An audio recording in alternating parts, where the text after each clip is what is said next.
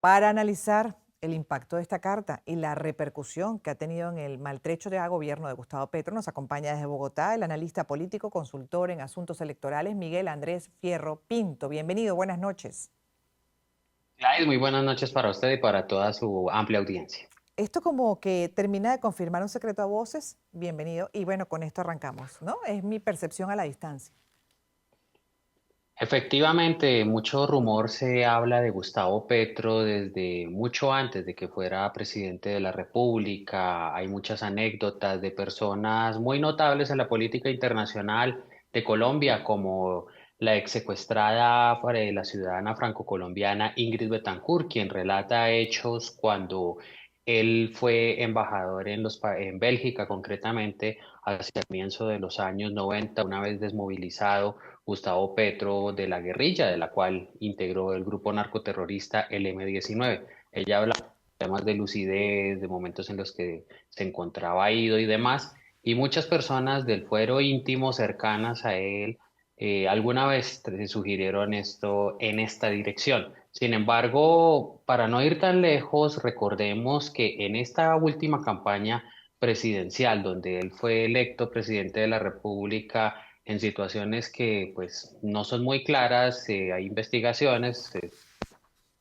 los recursos de la campaña, donde su hijo está imputado por haber recibido a nombre de la campaña con el conocimiento aparente del gerente y de su propio padre, dinero más allá de lo permitido y de personas muy cuestionadas, por cierto.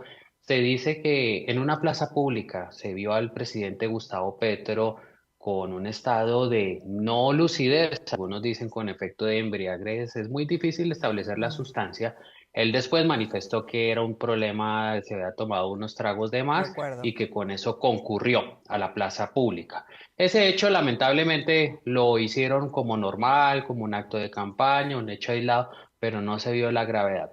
Ujú. Ahora, viendo lo de Álvaro Leiva Durán, hay que tener en cuenta quién es el sujeto que hizo la carta, que no la hizo a dos manos, sino que la hizo con un estado de lucidez bastante alto. Álvaro Leiva es una persona de muchos quilates en la política colombiana, de muchas millas en la vida política colombiana, una persona que tenemos, con la que podemos tener todas las diferencias, discrepancias y dialécticas posibles, pero que merece todo el respeto por lo que representa una coherencia en su discurso, a pesar de tener un origen del Partido Conservador, un partido aparentemente de centro derecha.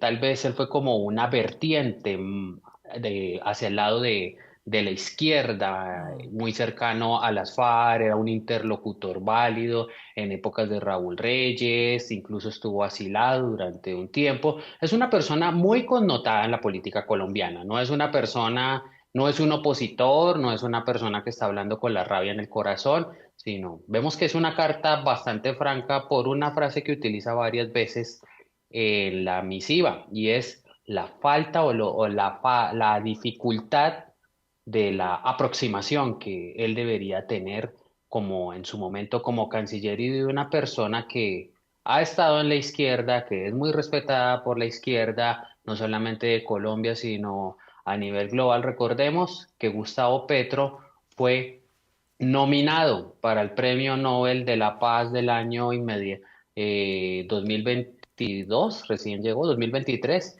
y precisamente quien lo posiciona y lo menciona en la carta como un líder continental, donde, donde tuviera un oxígeno a la izquierda latinoamericana por encima de el presidente de Brasil, Luis Ignacio Lula da Silva, precisamente el mentor, el que generó esa agenda internacional, a pesar de que habla de un problema de la política exterior, de la configuración de la misma en la interlocución entre presidente de la República y canciller, es precisamente Álvaro Leiva. Entonces, esto Ujú. es un hecho que no es menor, un secreto a voces, sí, acá hay cosas bastante graves que tenemos que destacar, y es que en ese junio de 2023 fue un misterio la desaparición del presidente de la República durante 2 días, no unas horas, aunque ya es muy frecuente por parte de él que llegue a los actos públicos de manera tarde.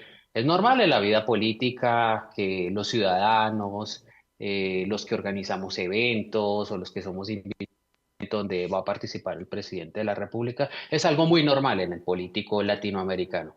pero la contundencia aberrante y frecuente con la que hace Gustavo Petro, pues ya es un hecho normal. Sin Mm. embargo, 2 días estamos hablando, donde se modificó un decreto, porque pues son recursos públicos, la estancia de una comitiva, del avión presidencial, el combustible, la Fuerza Aérea, no solamente es un viaje en vuelo comercial, no, es toda la estructura, la logística de un jefe de Estado.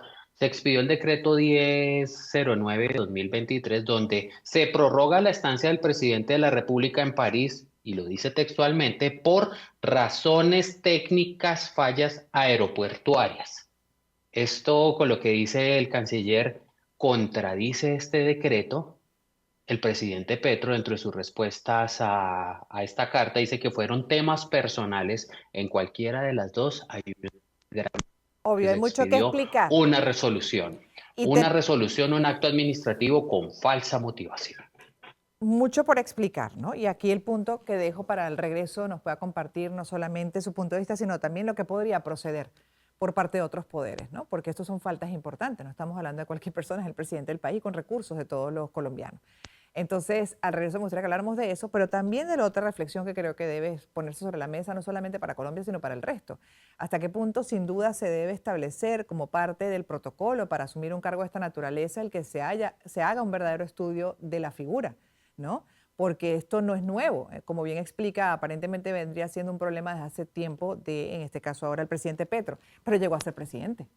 Y se supone que un Correcto. presidente no debe tener este tipo de problemas. Incluso hasta se plantea estudios sobre la estabilidad, la salud mental. Para alguien que asume esa responsabilidad, al regreso entonces me gustaría el enfoque en este sentido también.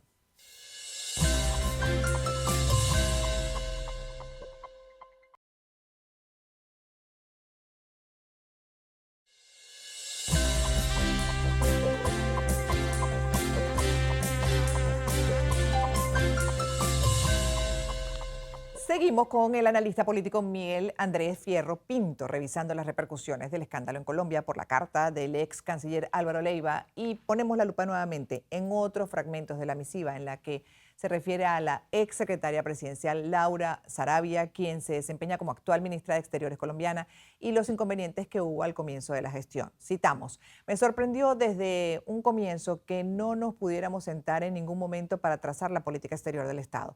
Cuando iba a buscarlo, la señora Sarabia me hacía esperar por horas con la excusa de que usted eventualmente me recibiría. Tantas veces ocurrió lo mismo que finalmente comprendí que ella era la dueña de su tiempo, de algunos quehaceres suyos, y que además le satisfacía algunas necesidades personales. Wow. En otro pasaje, Leiva habla sobre el actual jefe de gabinete, Armando Benedetti. El ex canciller Leiva pone el resaltador en el primer encuentro que tuvo con él para designarlo como embajador en Venezuela cuando pudo darse cuenta de sus problemas de adicciones. Citamos: como si yo estuviera al tanto de sus problemas personales, me manifestó que el doctor Miguel Betín ya lo tenía al otro lado. Lo comentamos, comprendí por todo lo que manifestaba que estaba adicto a las drogas. De mi entrevista con Benedetti concluí que se trataba de un enfermo. Sigue igual, señor presidente. Leiva concluye su carta advirtiéndole a Petro que Sarabia y Benedetti han abusado de él, se han aprovechado de su complejísima situación, haciéndole un terrible daño, por lo que le recomienda apartarlos de su entorno. ¿Por qué Petro insiste en mantener a Sarabia y a Benedetti en su gobierno, incluso asignándoles cargos de mayor responsabilidad a pesar de todos los escándalos en los que han estado envueltos? Es una de las preguntas que uno se hace también a la distancia. Señor Miguel.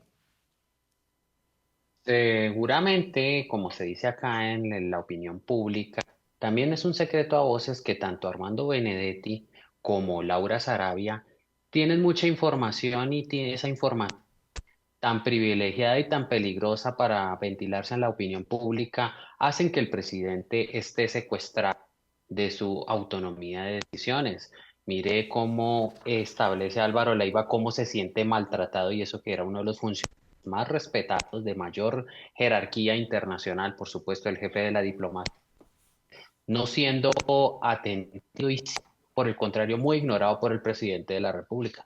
Acá en Colombia, el primer ministro de Hacienda o de Economía, como dicen en otros países, de Gustavo Petro, fue José Antonio Campo, alguien muy respetado en lo que es el esquema de lo que es la economía cepalina, muy cercano a la CEPAL, una autoridad académica, y también salió atropellado por el presidente Petro, donde tal vez la influencia de estas dos personas con un universo de información que no son especulaciones. En la misma revista Semana se filtraron audios entre ellos dos donde Armando Benedetti en un estado de lucidez muy comprometido, pero dicen que los borrachos y los niños siempre dicen la verdad.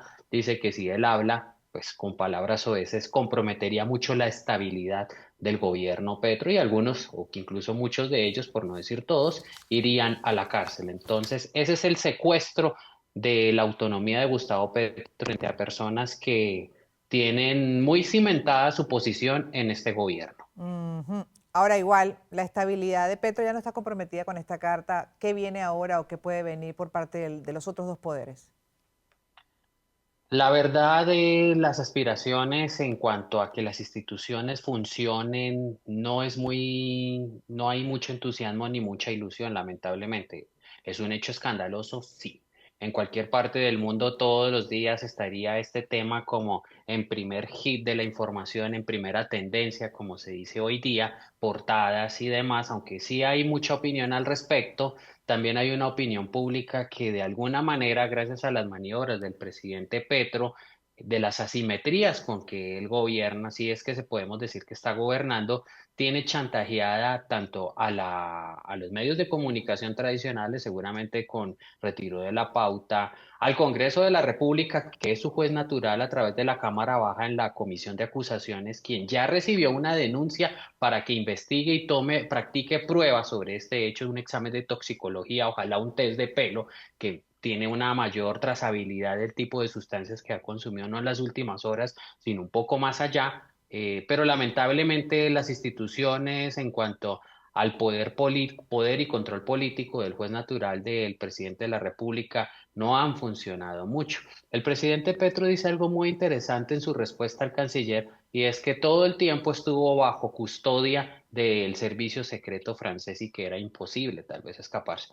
Eso de hecho no es tan cierto. Hay precedentes donde en otros países el presidente Petro, antes de ser presidente, se le escapó al cuerpo de seguridad para atender actos de su vida privada. Y en el mismo país de Francia, recordemos hace unos años que fue un escándalo de opinión pública y nacional por atentar a la seguridad nacional. El presidente de entonces, François Hollande, se le escapó al servicio, se fue en una moto para tener, no se cuestionó ahí la vida privada, pero sí la seguridad nacional. Entonces eso que el servicio secreto estuvo con él y no se le podía escapar, ese tema no es cierto, porque si hubiese sido cierto, el canciller hubiera sido informado desde el primer momento y no 2 días después bajo la angustia de dónde está el presidente de la República, donde habían la cotización de unos aviones para reemplazar nuestra flota de la Fuerza Aérea Mm. Colombiana y compromisos de Estado que no se podían eludir. La angustia de que vivió el canciller en ese momento por tener que dar la cara a estos compromisos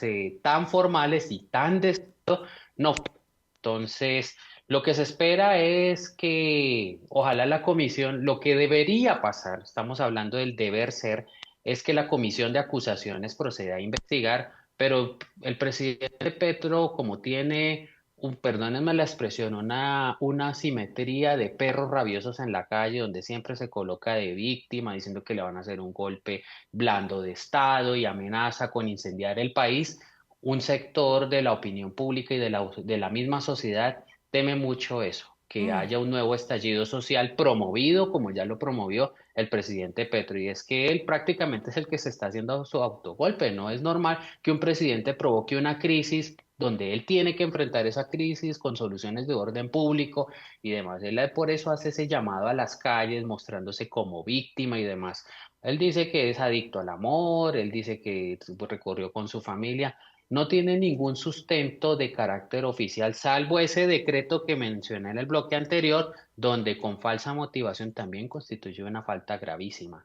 Está en juego la estabilidad política de Colombia, sin lugar a dudas, porque el decoro, la política del ejercicio de la investidura del jefe de Estado, pues está muy por los pies. Hay Sí, muchos hechos donde se está volviendo normal y ya que Petro estuvo en Francia y tiene su familia residiendo allá, parece que él ha hecho que se aplique mucho el laissez-faire, laissez-passer, dejar hacer y dejar pasar. No somos muy entusiastas en cuanto a que las instituciones funcionen porque sin saber por qué, seguramente por la capacidad de Petro de incendiar el país y llamar al odio, se teme que se incendie precisamente el país. El bueno, Congreso, de eh, manera digna, le ha rechazado algunas reformas, pero ya hay una respuesta de Petro de convocar a una consulta con marchas y demás para poner en jaque a las instituciones. y eso me llama poderosamente la atención. Se nos acabó el tiempo, pero la reflexión final, porque sin duda que puede haber personas así, incluso con problemas de adicciones, bueno, sin duda, en el mundo, pues no, sobrados ejemplos. El punto está para mí en cómo llegan a ser líderes, líderes importantes, incluso asumir, en este caso, la presidencia de Colombia. Y ahí siempre me planteo, bueno, o asumo esa reflexión de el problema es de la población o las poblaciones que escogen, ¿no? De los sistemas que no se cambian, incluso no se ponen más estrictos en cuanto a quién puede o no asumir ese compromiso y por la seguridad de los países, ¿no? Ahí queda la reflexión y adicional que me esté diciendo que les tiene poder para levantar a la población y que para eso evitan o por eso evitan justamente tomar acciones en su contra. Caramba, uno también reflexiona sobre hasta qué punto las poblaciones han entendido o no, han madurado o no, o incluso, bueno, consideran lo que aquí estamos reflexionando, qué tanto falta por evolucionar en Colombia y de cara a lo que viene el próximo periodo presidencial.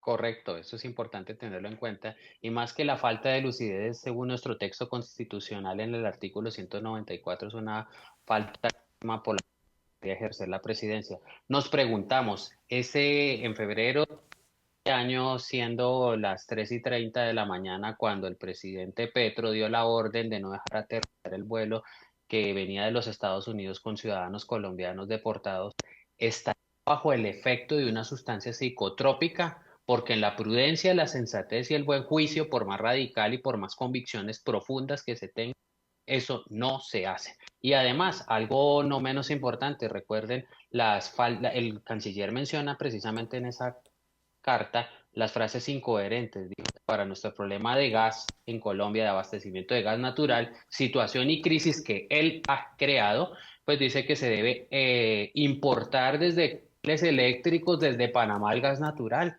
No hemos encontrado un ingeniero de hidrocarburos que nos explique si eso es Mm, ese tipo de propuestas, porque no existen. Ustedes son petroleros en Venezuela y saben que sí. eso es totalmente imposible traer gas natural de otro país por un cable eléctrico. Sí, sí, son incoherencias, pero a mí todavía me llama más la atención que puede haber gente aún apoyando este tipo de cosas o normalizando este tipo de cosas, ¿no? No viendo más allá. Así que seguiremos con usted con otros, revisando las realidades de Latinoamérica, en este caso de Colombia. Vamos a hacer una pausa y en breve regresaremos.